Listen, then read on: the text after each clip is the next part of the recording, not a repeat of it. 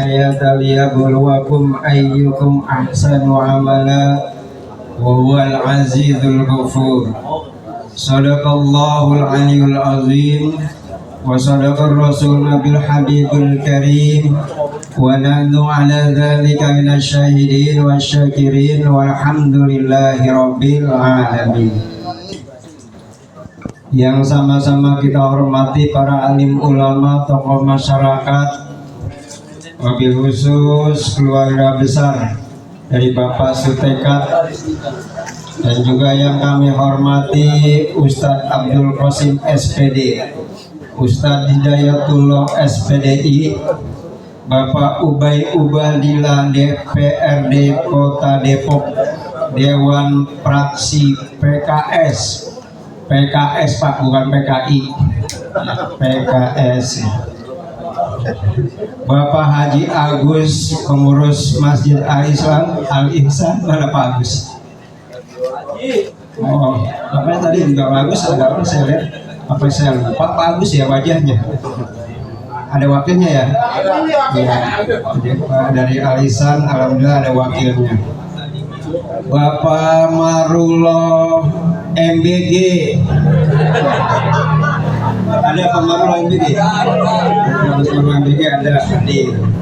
Ini sebagai Ketua Lingkungan RW 06. Bapak RW hormat Bapak Samin Haka, ada Pak Samin Haka? Ini karena ini saya absen dulu. Bapak Supriyadi Afandi, Ketua Lingkungan RT 01. RT singkalannya rukun tetangga masih ya? Iya, kalau ada lingkungan ini tetangga nggak rukun nih ketuanya.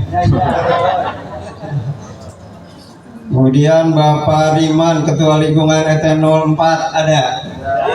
Hadir. Bapak Dr. Dharma Rangkuti berserta Ibu. Bapak Dokter yang undangan ada ya? Kemudian Bapak Dr. Budi.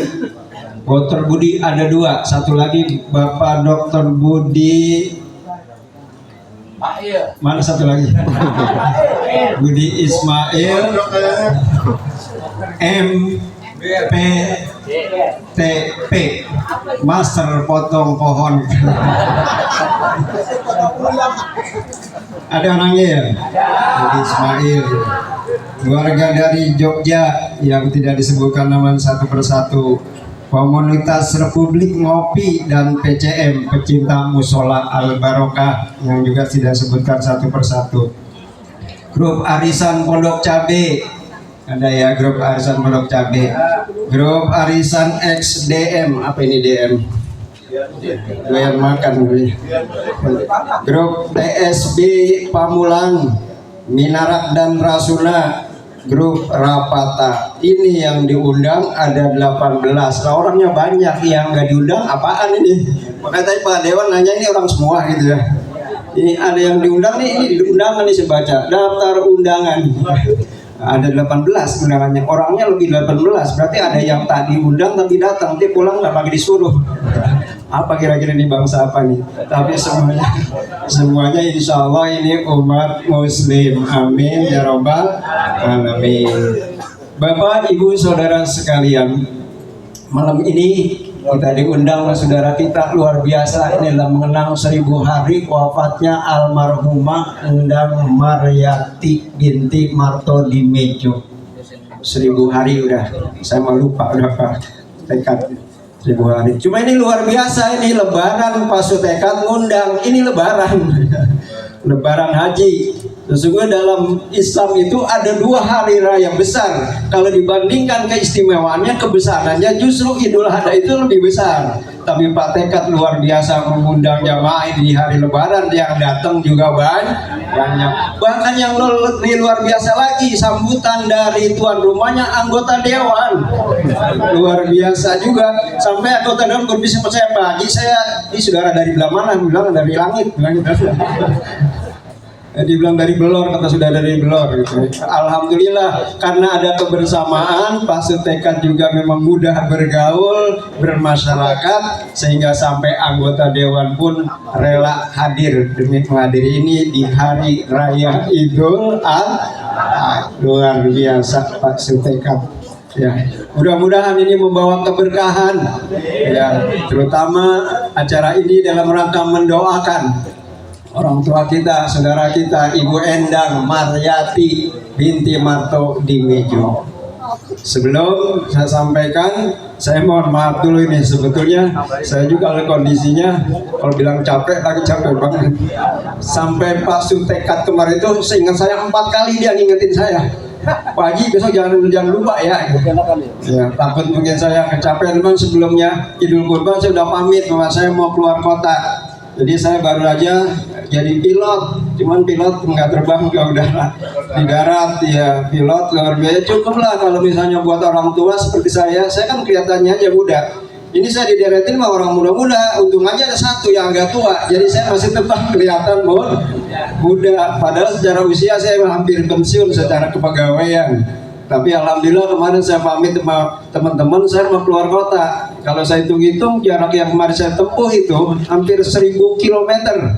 Ya, karena pergi ke Jawa Timur, sampai muter-muter ke Jombang, sampai ke Kediri, balik lagi ke Malang, kembali lagi ke Jombang, baru pulang tuh. Kalau ditunggu saya itu sampai 1000 km. Kira-kira 1000 km berapa panjang sih? Coba aja kalau bisa dirata-ratakan, ibu-ibu nih jalan di Jalan Haji Liman 500 kali balik, 500 kali balik itu.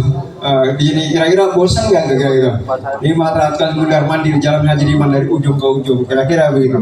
Tapi alhamdulillah ya sampai malam ini saya masih diizinkan Allah Subhanahu wa Ta'ala. Ya, tapi nanti kalau saya nggak bisa lama ya mohon maaf ya, karena saya menyesuaikan kemampuan saya juga ya untuk berdiri dan harus istirahat sebetulnya. Bapak Ibu Saudara sekalian, ya malam ini peringatan mengenang 1000 hari wafatnya almarhumah Ibu Endang Maryati ini sesungguhnya ada 3 manfaat besar. Yang pertama adalah manfaatnya bagi almarhumah, di mana almarhumah ini insya Allah sekian banyak orang yang mendoakan, pasti ada yang diterima doanya.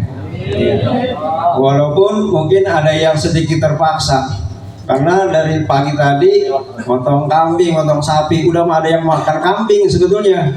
Giliran malam ini sebetulnya giliran pekerja yang lain diundang Pak Sutekat ke sini.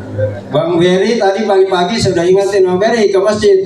Lalu Bang Haji naikin burung, lah kambing belum dipotong, burung udah naik dia. Kambing belum dipotong, burungnya udah naik. Bang Beri gitu. Iya. Ini bukan ngomong kosong Pak, beneran tuh orangnya ada. Iya. Emang Bang Beri tadi pagi belum makan kambing, burungnya udah naik. Sekarang kira mau naik lagi, disuruh ke sini. Iya. Iya. Mudah-mudahan Bang Beri tetap sehat. Iya. Dia emang burungnya luar biasa. Tuh ada bininya tuh lagi nyengir-nyengir aja. Kalau burung yang lain kan bunyinya cuma pagi sama sore, sama siang. Jadi masih malam.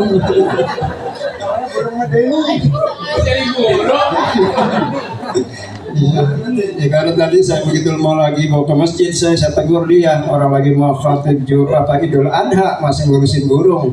Ya, Beri ayo ke masjid, ya bentar naikin burung gitu maksudnya.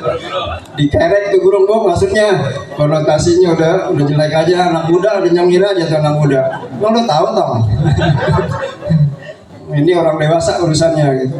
Itu kurban. Ya sedikit saya kurban juga sebelum kesini ya. Jadi kita kurban, alhamdulillah lingkungan kita dari musola ini ada pecinta musola yang backup, ada Republik Ngopi yang bantuin sehingga di musola Al Barokah insya Allah masih stabil untuk kita bisa berbagi berkurban. Nah di masjid, alhamdulillah juga ada kenaikan, ada peningkatan. Ini Ustaz Hidayatullah tadi yang ditugaskan di sana. Ustaz Hidayatullah ditugaskan kemarin waktu rapat. Saya bilang masjid ini kalau cuma 4 ekor, waktu itu laporan 4 ekor nggak kebagian, ini orangnya banyak. Saya bilang 10 paling nggak masjid ini. Tapi alhamdulillah begitu salat Nabi itu kita berdoa, ya Allah tambahkan ini masjid biar kebagian. Kemarin tadi itu sampai 9. Saya masih mikir lagi kenapa ya Allah nggak kasih 10. Ternyata saya tadi 9 aja Isya baru selesai. Mungkin Allah belum mengizinkan, kalau banyak baca udah beres nih urusannya gitu. Sampai Isya baru selesai gitu. Itu ya Ustaz, itu loh. Ya makanya nanti tahun depan insya Allah saya doain lagi bisa 15, sanggup nggak? 15 sama kambingnya 50 ya. Belum kurbannya Nabi Ibrahim. Nabi Ibrahim itu berkurban, dia setiap kali dia kurban, Nabi Ibrahim 1000 ekor kambing atau domba, 300 lembu atau sapi, 100 ekor onta, jumlahnya 1400. Kalau korbannya Nabi Ibrahim saya kasih Ustaz Hidayatullah 17 bulan kali baru rampung ya. Ya, 1400 ekor dia kurbannya setiap kali kurban. Nah, kalau ditanya emang berapa Pak Haji Qurannya binatang yang punya, dia ada ternak dalam riwayat sampai 12.000 ternak tuh Nabi Ibrahim, sehingga dia rela mengorbankan. Kalau dihitung-hitung 1400 dibagi banyak 12.000 itu hampir 11% ya, 11% lebih, 11,67% lah gitu kalau dihitung persen tuh. Ya, luar biasa, lebih dari 10% itu dikorbankan itu contoh.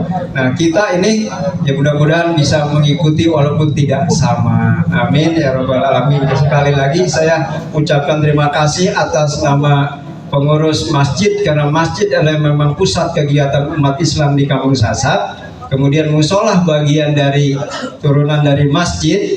Semuanya kita dalam rangka memakmurkan masjid dan musola di lingkungan Kelurahan Limo, wabil khusus yang ada di Kampung Sasak. Dan kebetulan memang Masjid Darut Taqwa dan Musola Al Barokah masih di bawah naungan Yayasan Pendidikan Triologi Pembangunan. Itu masalahnya, sehingga kita selalu berkoordinasi. Alhamdulillah kalau dijumlahkan ya lumayan banyak tadi antara masjid dengan musola. Cuman di musola ketuanya ini Pak Ustadz Abdul Qasim. Ya, kalau di masjid saya sementara lagi mengkader yang muda-muda untuk menggantikan nanti saya, sehingga saya fokusnya di yayasan begitu untuk depan. Baik Bapak Ibu Saudara sekalian, kembali lagi kita tadi kepada permasalahan malam ini mengenang 1000 hari wafatnya almarhumah Ibu Endang ini. Yang pertama tadi adalah manfaatnya bagi yang wafat, didoakan. Yang mudah-mudahan karena memang orang yang sudah wafat tidak ada lain harapannya, tidak ada lagi yang bisa dia terima untuk bekal dia selama kehidupan di alam kubur selain doa. Doa.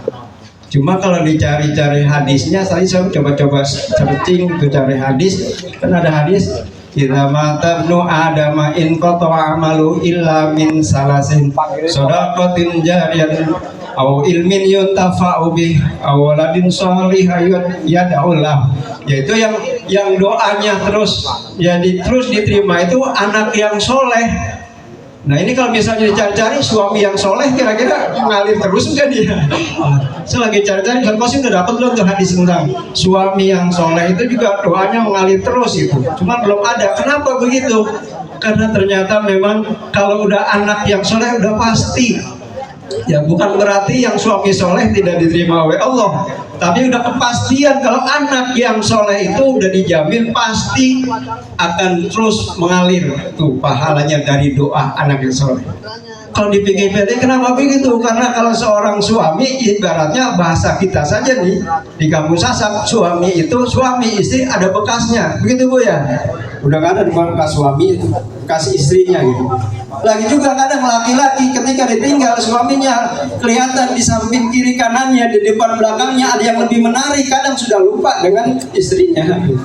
Cuma Pak Tekan aja yang hebat luar biasa ini. Dia belum nengok kiri kanan, karena dia tengok kiri sapi. Belakangnya ini orang juga ada di satawarin di musola, ada jamaah musola yang lalu berarti mah udah nenek gak mau. Iya, yang maunya yang muda maksudnya. Ya coba ini Pak Tekan, ini suami yang soleh masih mengingatkan istrinya untuk mendoakan. Apakah beliau nih Pak Tekan Sutekat ini gak bisa mendoakan? Bisa. Cuma dia minta mungkin kalau dia dalam keadaan yang tidak fokus, mungkin doanya merasa kurang, jadi kita diundang untuk sama-sama membantu mendoakan. Jadi sekian banyak dari ujung sana Ya, saya lihat yang datang ini pada di luar aja nggak mau masuk gitu, udah nggak muat Pak Haji, luar biasa. Di ujung sana udah banyak ini orang.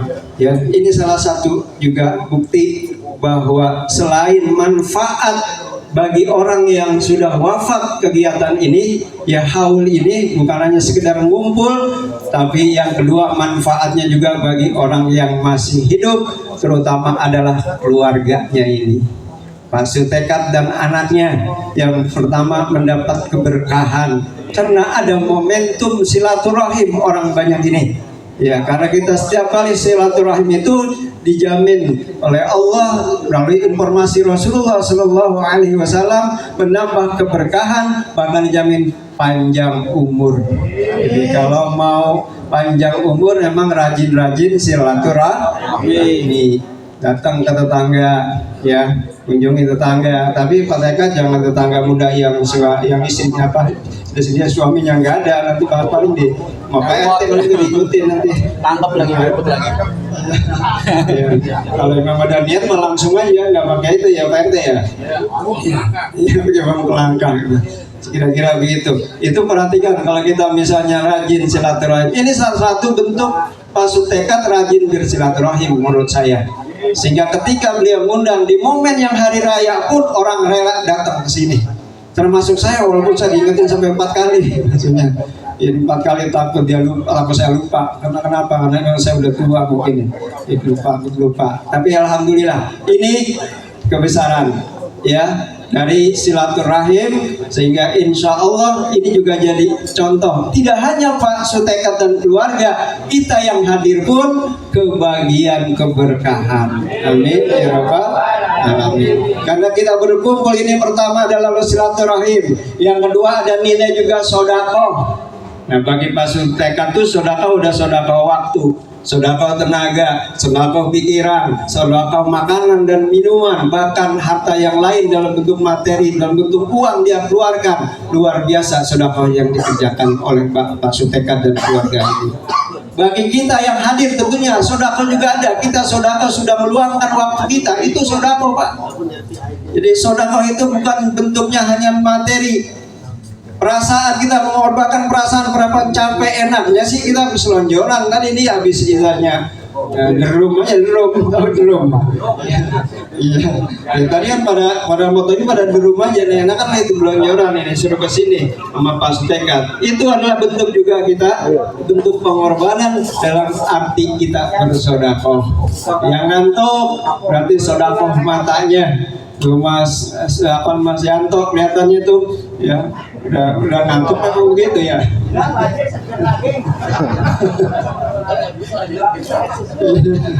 Ya ini juga sedekah Mas Yanto ya.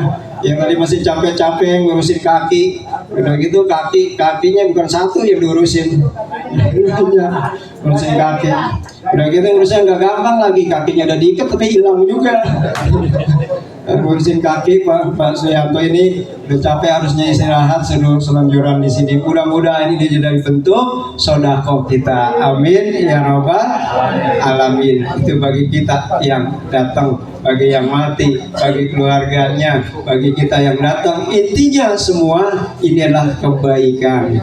Mudah-mudahan itu termasuk amal jariah. Tapi tadi pertanyaan selanjutnya adalah kenapa anak itu yang doanya selalu diterima dan pasti diterima doanya, bahkan menjamin orang tuanya ketika orang tuanya sudah wafat, doanya itu akan terus. Kalau anak itu berdoa diterima mengalir, kalau anak itu berbuat juga mengalir pahalanya. Jadi doa anak yang soleh sesungguhnya tidak sebatas dia mendoakan Robbi firli wali waliya warhamhuma kama robbayani shaghira.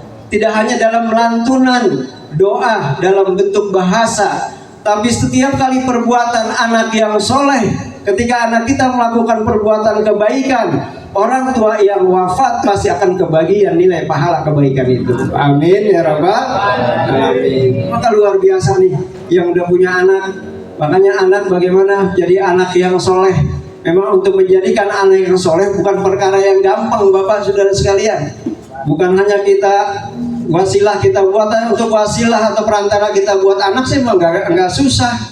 Yang penting pada senang, di tempat yang gelap pun jadi, maksudnya ya Beri. Meli itu anak berapa? Dia nggak pakai lampu aja dia masih awas gitu.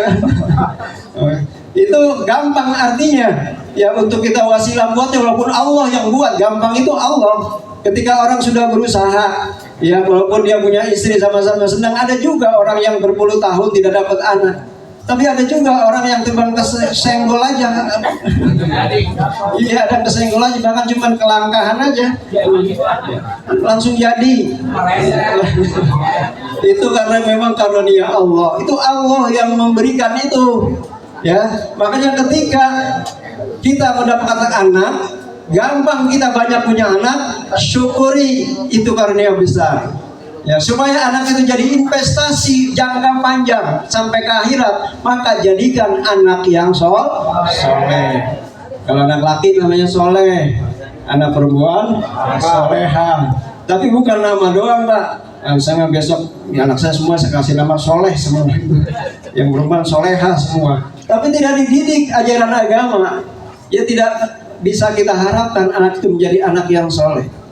Bagaimana anak kita bisa menjadi anak yang soleh? Sebetulnya ada contoh yang luar biasa yang hari ini kita rayakan, yaitu Idul Adha antara Nabiullah Ibrahim dan Ismail dengan juga ibunya, ya, Siti Hajar. Ini contoh supaya anak yang soleh itu sebetulnya dimulai dari orang tua. Jangan kita menuntut anak kita pengen soleh, anak kita jadi baik, sementara orang tuanya tidak bisa mencontohkan kebaikan.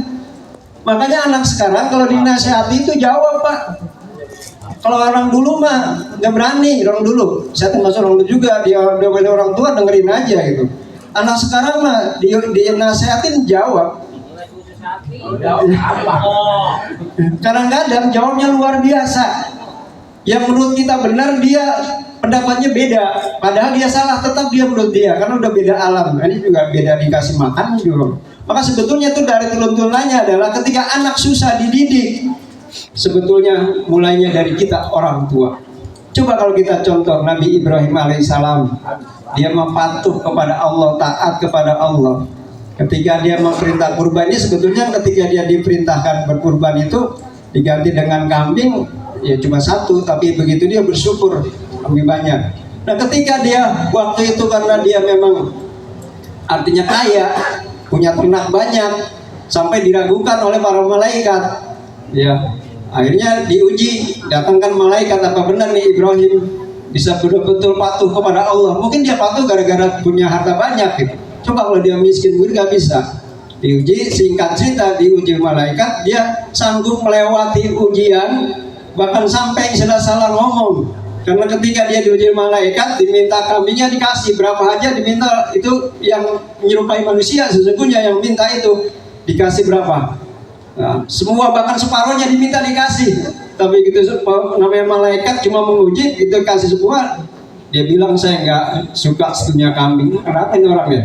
Nah, ternyata begitu ditanya dalam malaikat yang diutus Allah untuk menguji Nabi Ibrahim sampai sejauh mana kepatuhannya dia kepada Allah, taatnya kepada Allah. Harta yang banyak, kalau perlu dia serahkan semua, sambil dia berkata, jangan pun harta yang memiliki banyak ini, anak pun kalau punya, aku akan korbankan. Itu salah ngomong sebenarnya. Maka bapak-bapak ini jangan salah ngomong juga. Ya, salah ngomong nanti ditagih gitu. Itu sebetulnya mula sejarahnya Nabi Ibrahim mengapa ditagih suruh motong anaknya, karena dia terlanjur mengucap sampai dia karena merasa sanggup untuk menyerahkan sebuah hartanya, karena dia merasa itu harta yang dimiliki dan milik Allah. Ketika ditanya malaikat, ini sapi segini banyak punya siapa? Dia bilang punya Allah. Kebetulan saat ini dititipkan kepada saya. Coba kalau orang sekarang punya mobil, ditanya ini mobil siapa? Mobil gua. RT aja enggak, kita motor siapa? Motor gua gitu. Iya. Gak mungkin tanya motor Allah ini kemudian titipin saya. Tanya motor gua oleh dititipin sama dealer begitu. Ya. Ini bedanya kita Pak RT, maksudnya kalau Nabi dulu itu kan ditanya begitu karena memang itulah milik Allah, dikatakan berarti punya Allah, cuma dititipkan sama saya saat ini. Kalau Allah mau ambil kapan saja, dia ikhlas. Kita mampu nggak begitu? Ya, disuruh korban setahun sekali, Ya alasannya kan banyak. Ya nyicil motor mah bisa, tapi nyicil korban berat. Jauh dari contoh Nabi Ibrahim alaihi salam. Tapi Nabi Ibrahim sama begitu, maka ketika dia diuji begitu dia sanggup. Dia juga bijaksana ketika diuji gitu untuk menyembelih anaknya. Hai anakku, aku semalam bermimpi, dalam mimpi itu bahwa aku disuruh untuk menyembelih kamu. Diajak ngobrol dulu tuh anak. Dia juga tidak egois. Orang tuanya egois mungkin karena merasa juga ini udah perintah Allah. Yang lagi tidur digorok aja kan udah selesai masalahnya urusannya. Ya, tapi tidak itu, anaknya diajak dialog dulu. Wahai anakku Ismail, bagaimana pendapatmu? Ya, aku diperintahkan untuk menyembelihmu. Ya, apa jawaban anak yang soleh karena bapaknya berdoa taat kepada Allah?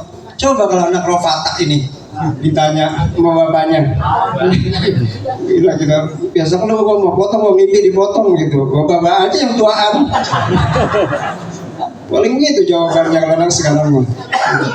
Iya kayak sanggup nggak seperti Nabi Ismail itu. Nabi Ismail menjawab, wahai ayahku, kalau memang itu perintah laksanakan ayahku. Mudah-mudahan engkau dan aku didapati sebagai orang yang sabar dan orang yang beriman ya dengan sempurna. Itu perkataan antara bapak dan anak yang soleh seperti itu.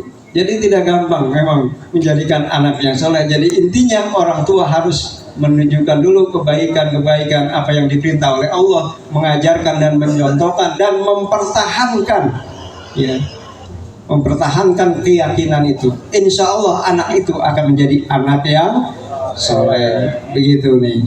Jadi tadi makanya doa anak yang soleh itu pasti diijabah ya, karena nyambung, karena anak itu udah darah daging.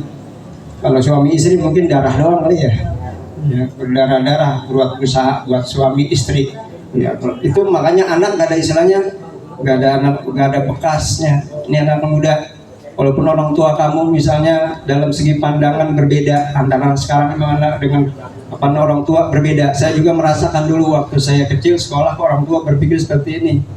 Kita yang masih muda kadang nggak nyambung maksudnya, tapi lama-lama dipikirin ya bener juga. Walaupun memang maksudnya di zaman sekarang ada yang kurang pas maksudnya dalam pendapatnya, tapi kalau dipikirkan nggak ada orang tua yang tidak sayang dengan anaknya. Sejelek-jelek anak, orang tua tetap bilangnya cakep ya, bilangnya cantik ya. Nggak ada orang tua yang bisa anak jelek, padahal anak hitam banget dibilang anak raja, masa raja hitam? Kalau RT itu biasa ya.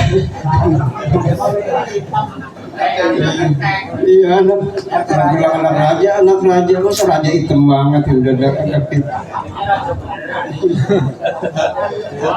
Jadi itu orang tua tuh sebetulnya. Nah ini anak muda ya. Saya hampir setiap hari nanganin anak-anak karena saya tugas di pendidikan. Dalam usia-usia SMA, kalau udah mahasiswa biasanya udah nggak gitu nakal-nakal banget karena dia udah mau dewasa, biasanya dia takut nilai, ya, nggak mau lawan dosen, ya udah gak lulus aja. SMA masih banyak tingkah anak-anak usia-usia gini nih, susah. Kalau saya perhatikan anak-anak yang susah diajarkan kebaikan, kalau saya runut lagi sungguhnya itu bawaan didikan dari orang tuanya. Didikan orang tua. Baru saja saya nangin kasus anak, istilahnya anak ini kalau orang kita bilang ini anak pengacara, ya, orang pengacara. Anaknya kelakuannya di sekolah, semua guru istilahnya ditantang. Ya, kalau misalnya dia, padahal dia yang salah. Ya, betulan saya yang nangani anak model seperti ini, kita contoh aja karena kaitan dengan anak yang soleh ini. Ya, ini bukti nyata bahwa setiap tahun saya nangani anak-anak yang bermasalah di sekolah. Kira-kira yang berat dikasih saya di anak-anak itu.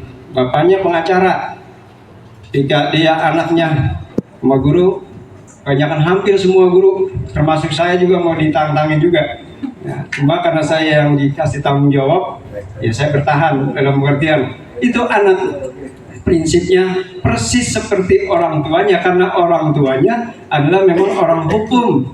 Ya, ketika berdialog dengan guru, pokoknya secara logika hukum yang dia pakai. Ya, karena guru bilang kurang tepat, guru dibilang salah. Termasuk saya waktu itu karena dia salah guru lain, tasnya saya sita, saya taruh. Saya pikir ngapain saya taruh tas anak-anak, langsung saya beresin pelan-pelan, ya saya taruh aja letakin gitu. Begitu dia ambil gitu, ditanya, Pak, Bapak naruh tas saya sembarangan ya? Dibilang itu, ini tas saya jadi lecek begini. Saya bilang gitu, kalau perlu Bapak buang. Gitu, Bapak gituin aja. Kamu udah salah, masih jalan semua. Guru ditantang. Ternyata begitu orang tuanya saya panggil, orang tuanya datang ke sekolah, dia cerita, dia memang orang Makassar. Dia bilang saya orang Makassar Pak Guru gitu. Saya memang turunan masih ada turunan raja. Anak saya kalau mau bicara pendapat dia mau kuat. Cuman masalah begini Pak, saya sampai anak Bapak ini semua guru tantangin gitu. Bahasa lainnya anak ini melawan sama guru, bahasa Betawinya saya bilang gitu, melawan sama guru. Tapi dalam hal itu dia bilang, mohon maaf Pak Guru ya, kalau masalah berpikir memang anak saya turunin saya. Karena saya juga waktu masih mudanya emang saya tukang berantem gitu. Tapi kalau urusan melawan guru saya nggak ngajarin katanya. Saya nggak pernah ngajarin dia melawan guru, saya bilang itu. Maka ya saya serahkan ke Pak Guru, anak saya mau digambar kayak mau diapain kayak terserah. Kalau mau dia salah. Singkat cerita, dalam 6 bulan saya tangani, saya kasih janji orang tuanya, Pak, anak Bapak ini kalau 6 bulan tidak berubah, saya sarankan pindahkan dari sekolah ini. Karena dunia ini begitu luas. Ajaran agama Islam ketika kita sudah tidak baik di satu lingkungan tertentu, perintahnya adalah hijrah, harus pindahkan. Tapi saya tunggu sampai 6 bulan, saya tangani dulu anak ini. Kalau 6 bulan nggak berubah, saya sarankan pindahin kemana kayak gitu. Serah mau di pesantren di mana gitu. Kalau emang kan sekolah umum di SMA gitu. Singkat cerita, ini udah nyampe 6 bulan. Walaupun banyak juga masalah kepada guru yang lain, sama saya udah enggak, karena saya udah dikasih wewenang sama orang tua. Saya bilang, kamu dengan bapak gambar beneran gitu. Ya, kalau misalnya nggak mindahkan, terjadi juga. Nah, sehingga cerita kemarin itu, dari sekian banyak kasus orang tua menyadari ke saya bahwa anak saya memang salah Pak, gitu. Selama ini salah. Ya tolong juga diperbaiki. Singkat cerita yang terakhir jadi satu masalah antara teman dia. Ini dia dibully sama teman-temannya sampai muncul kalimat menghina fisik. Ya dia dihina fisik, anaknya itu anaknya udah kecil, hitam. Dia bilang mukanya kotak lagi. Mukanya kotak. Ada yang mirip. Itu bahasa itu muncul di media WA begitu. Ini makanya buat anak-anak muda ini juga jadikan pelajaran. Ya, ketika kita main chat-chat itu di WA, di Instagram, jangan asal jeblak bahasa ini. Jangan asal tulis, karena itu bisa diperkarakan sekarang. Ya, itu cuma gara-gara dia iseng bercanda, kali itu anaknya muncul dikatain. Ya, karena ada satu anak yang memang anaknya agak nakal, dia takut diancam, akhirnya dia muncul gitu. Hati-hati kalau ada anak ini mukanya kotak, orangnya hitam gitu.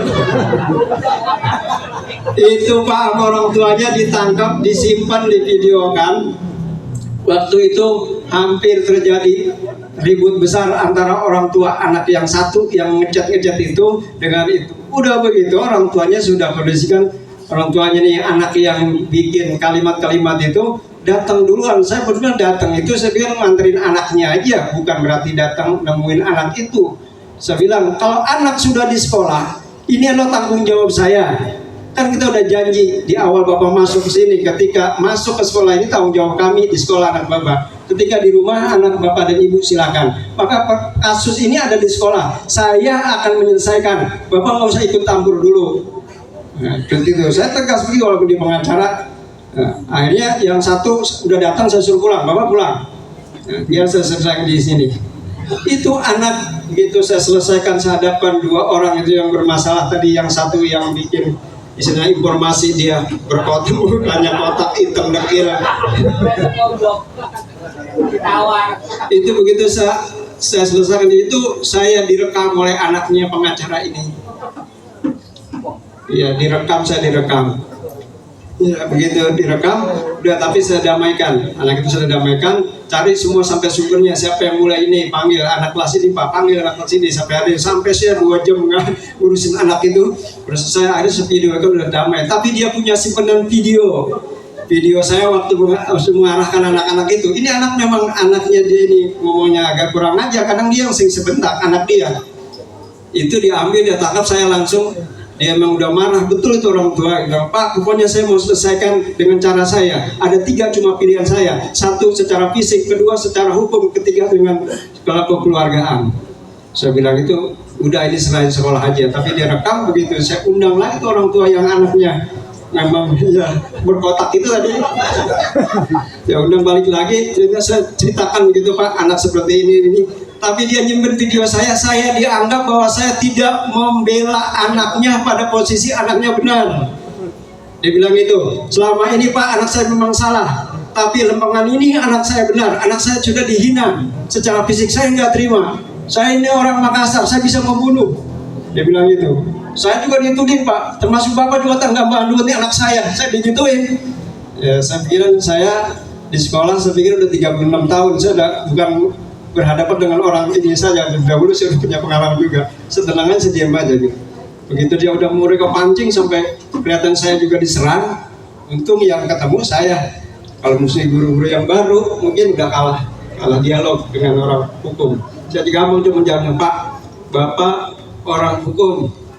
Kalau bahasa Bapak itu membela, Bapak emang tugasnya membela orang ketika benar dan dapat Bapak dibayar. Segitunya dia. Tapi saya guru.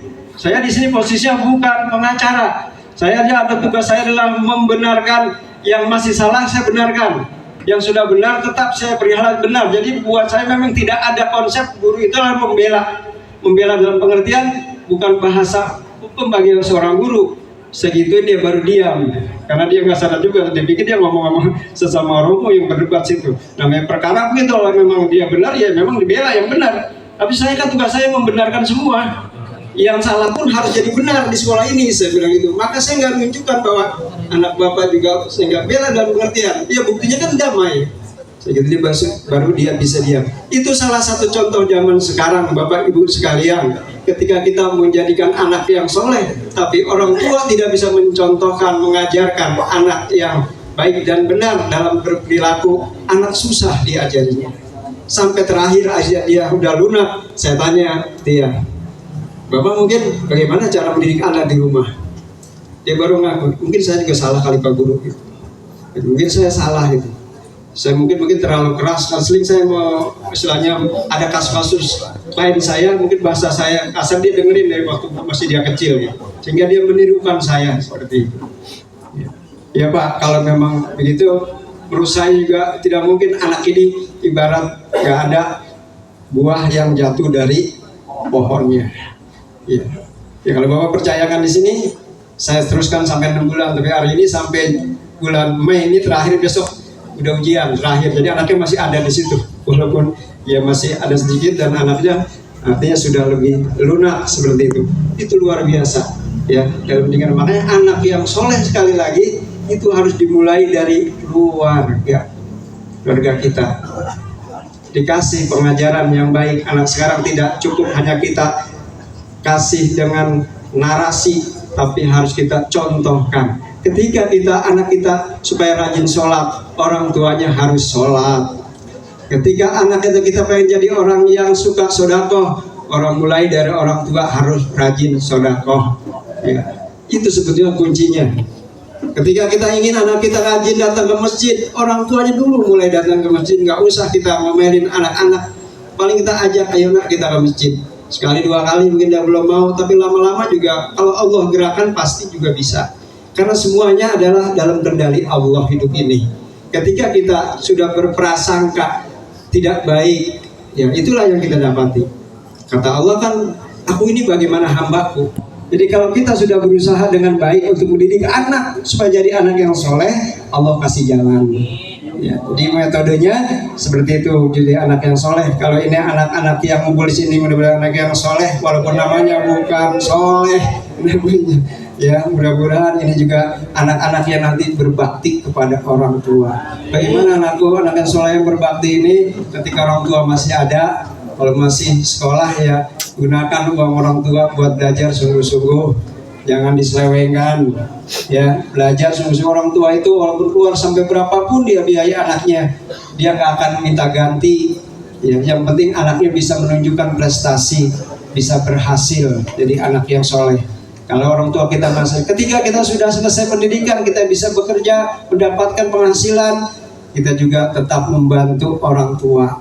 Walaupun nanti kita sudah berkeluarga, bagi yang laki-laki nih ya, karena yang laki-laki kewajiban dengan orang tua tetap ada, ya. Tetap walaupun kita sudah beristri, istri jadi tanggung jawab kita, tapi orang tua pun masih tanggung jawab kita sebagai anak dalam kehidupan. Maka berbagi, nanti kalau punya rezeki berbagi kepada orang tua. Sekalipun orang tua kita pandang masih punya kemampuan, ya tetap ya, orang tua kita masih punya kemampuan, ya bukan orang buta, orang kotak. Ya, bukan. Ini yang kotak-kotak ini. Itu artinya tetap kita berbagi rezeki, walaupun orang tua kita maksudnya ya, masih kita pandang dia punya harta, kita punya rezeki, kita tetap berbagi. Kenapa begitu? Karena orang tua walaupun dia punya, ketika dibagi oleh anaknya, dikasih oleh anaknya, itu akan merasa bangga, dan juga pasti dia ingat senantiasa mendoakan kita seorang anak itu. Amin ya rabbal alamin. Karena doa orang tua tidak terhalang. Ya, ketika orang tua sudah berdoa ikhlas untuk anaknya, ya. Ketika orang tua sudah meninggal seperti ini, sudah tidak bisa makan lagi, jangan kembali karena main rebana mulu, main hadroh mulu nih. Beruntung ada kurban, kambing dipotong bisa nabuh itu. Bisa kalau kambing nggak ada, nggak bisa nabuh ini nih ya. Ya, itu artinya bersyukur ketika kita punya nanti dibagikan juga ke orang tua, dikasih ke orang tua. Ketika orang tua sudah wafat adalah mendoakan orang tua, mendoakan orang tua.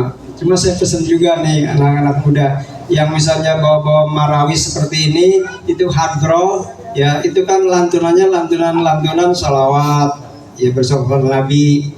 Ya ketika kita bersolat kepada Nabi, ya kita harus menghayati, kemudian juga mengamalkan. Jangan main hadroh semalaman, subuhnya dilewatin maksudnya. Ini yang mungkin juga banyak anak-anak kita yang tidak paham dalam apa yang diucapkan dengan yang dilakukan. Orang-orang yang apa yang dikerjakan tidak sesuai justru mendapat azab sebetulnya. Jadi kerja kita di dunia semua itu Allah akan nilai ketika ada